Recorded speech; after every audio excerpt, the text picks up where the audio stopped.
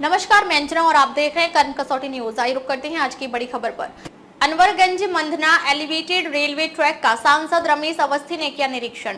कानपुर के अनवरगंज से मंधना तक प्रस्तावित एलिवेटेड रेलवे ट्रैक परियोजना के कार्य प्रगति की समीक्षा के लिए आज सांसद रमेश अवस्थी ने स्थलीय निरीक्षण किया। इस दौरान उनके साथ पूर्वोत्तर रेलवे के डिप्टी चीफ ट्रैफिक मैनेजर यानी सीटीएम आशुतोष कुमार सहित अन्य रेलवे अधिकारी व विधायक सुरेंद्र मैथानी मौजूद रहे। यह परियोजना शहर की यातायात समस्याओं को कम करने और रेलवे क्रॉसिंग पर लगने वाले जाम से राहत दिलाने के लिए महत्वपूर्ण मानी जा रही है। निरीक्षण के दौरान सांसद रमेश अवस्थी ने परियोजना की प्रगति, टेंडर प्रक्रिया और भूमि अधिग्रहण की स्थिति पर विस्तृत चर्चा की। उन्होंने बताया कि 16.25 किलोमीटर लंबे इस एलिवेटेड ट्रैक का निर्माण कार्य 2 चरणों में पूरा होगा, जिसकी अनुमानित लागत 1000 करोड़ रुपए से अधिक है। उन्होंने ये भी बताया कि परियोजना के तहत छत्रपति शाहू जी महाराज विश्वविद्यालय के सामने पंडित अटल बिहारी वाजपेयी जी के नाम पर एक आधुनिक रेलवे स्टेशन बनाया जाएगा। इस दौरान रावतपुर और कल्याणपुर स्टेशन बंद हो जाएंगे, जिससे 18 रेलवे क्रॉसिंग पर जाम की समस्या समाप्त होगी। सांसद रमेश अवस्थी ने कहा, यह परियोजना कानपुर और अकबरपुर लोकसभा क्षेत्र के लगभग 60 लाख लोगों के लिए राहत की सौगात लेकर आएगी। रेलवे क्रॉसिंग पर लगने वाले जाम से निजात मिलेगी और शहर की यातायात व्यवस्था सुचारू होगी। उन्होंने रेलवे अधिकारियों को निर्देश दिए कि कार्य को समयबद्ध तरीके से पूरा किया जाए और स्थानीय लोगों की समस्याओं का समाधान प्राथमिकता से हो। चीफ इंजीनियर निशा मित्तल ने बताया कि टेंडर प्रक्रिया पहले चरण में नए स्टेशन के निर्माण के लिए अप्रैल 2025 में शुरू हो चुकी है और दूसरे चरण में ट्रैक के एलिवेटेड हिस्से का टेंडर जल्द जारी होगा। परियोजना के लिए 187 अवैध कब्जों को हटाने की प्रक्रिया शुरू हो चुकी है और जिला प्रशासन के सहयोग से भूमि अधिग्रहण का कार्य तेजी से पूरा किया जा रहा है। यह एलिवेटेड ट्रैक 18 फीट की ऊंचाई पर बनाया जाएगा, जिससे जीटी रोड पर यातायात प्रभावित नहीं होगा। निर्माण के दौरान ट्रेनों के संचालन को वैकल्पिक मार्गों से डायवर्ट किया जाएगा ताकि यात्रियों को असुविधा न हो। परियोजना के 2027 तक पूर्ण होने की उम्मीद है, जिसके बाद कानपुर वासियों को जाम से मुक्ति मिलेगी। सांसद रमेश अवस्थी ने इस परियोजना को रेल मंत्रालय और उत्तर प्रदेश सरकार के सहयोग से शहर के लिए एक ऐतिहासिक कदम बताया। उन्होंने कहा कि प्रधानमंत्री नरेंद्र मोदी जी द्वारा इस परियोजना का शिलान्यास जल्द ही किया जा सकता है, जिससे कानपुर के विकास को नई गति मिलेगी।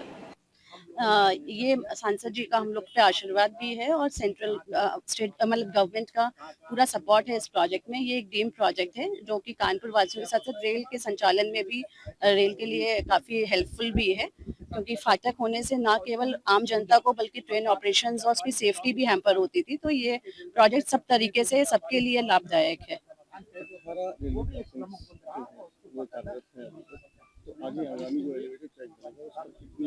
इसमें से अभी हमने 16 इसमें टारगेट करी है और जो बचे हुए फाटक हैं उन पे भी सर्वे किया जा रहा है कि किस प्रकार हम उनको भी एलिमिनेट करके और जो जनता को उसमें प्रॉब्लम आ रही है उसको भी हम खत्म कर सकें।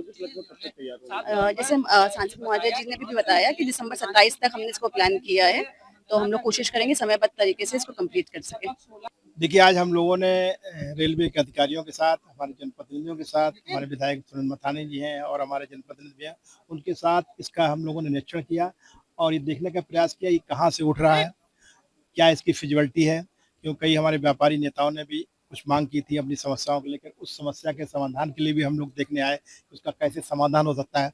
और मैं माननीय प्रधानमंत्री जी को, माननीय रेल मंत्री अश्विनी वैष्णव जी को विशेष रूप से धन्यवाद देना चाहता हूँ कि उन्होंने कानपुर की एक बहुत बड़ी मांग, जो लगभग 20 साल से प्रतीक्षारत थी, उसको पूरा किया है और इस रेलवे के एलिवेटेड ट्रैक का निर्माण की अपनी स्वीकृति दी है, इसका टेंडर निकाल दिया है।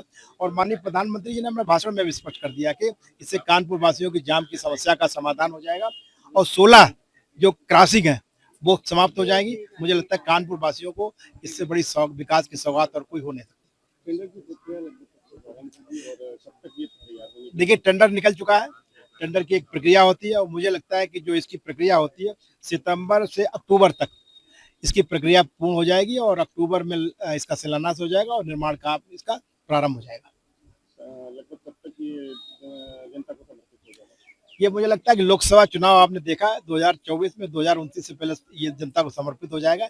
यानी कि बताइए, उससे पहले यानी कि दिसंबर 27 तक इसके बनने की पूरी उम्मीद है। और साथ में इस पे खास बात है, ये पूर्वोत्तर रेलवे का एक सबसे बड़ा प्रोजेक्ट है, बल्कि आप कहें कि पूरे रेलवे का, आईआर का ये बड़ा एक ड्रीम प्रोजेक्ट है, आइडियल प्रोजेक्ट है। इस प्रोजेक्ट के बनने के बाद और कई शहरों में इस तरीके के प्रोजेक्ट बनने जा रहे हैं, तो ये भी बड़ी गौरव की बात है हम लोगों के लिए कि ऐसा एक प्रोजेक्ट बनना जा रहा है जो आइडियल प्रोजेक्ट है, उसका निर्माण कानपुर में हो रहा है। और साथ में रेलवे विभाग यहाँ से जो रेलवे लाइन लेके जा रहा है, रेलवे ट्रैक बना रहा है, वो रेलवे ट्रैक इस व्यवस्था से बना रहा है ताकि नीचे ऊपर वो भविष्य में डबल लाइन मिल इसको चालू कर सके। अभी कानपुर से लेकर और कासगंज तक सिंगल लाइन है। भविष्य में हम लोगों ने मांग की है मंत्री जी से कि डबल लाइन की जाए, और मुझे पूरा भरोसा है इस प्रोजेक्ट के निर्माण के साथ साथ ही डबल लाइन का निर्माण भी हो जाएगा, जिससे कानपुर, फर्रुखाबाद, कन्नौज और कासगंज, इनमें सभी लोगों को बहुत फायदा मिलेगा। अब तक ले बस इतना ही, फिर मिलते हैं एक ऐसी ही बड़ी खबर के साथ। तब तक के लिए नमस्कार और देखते रहिए कर्म कसौटी न्यूज।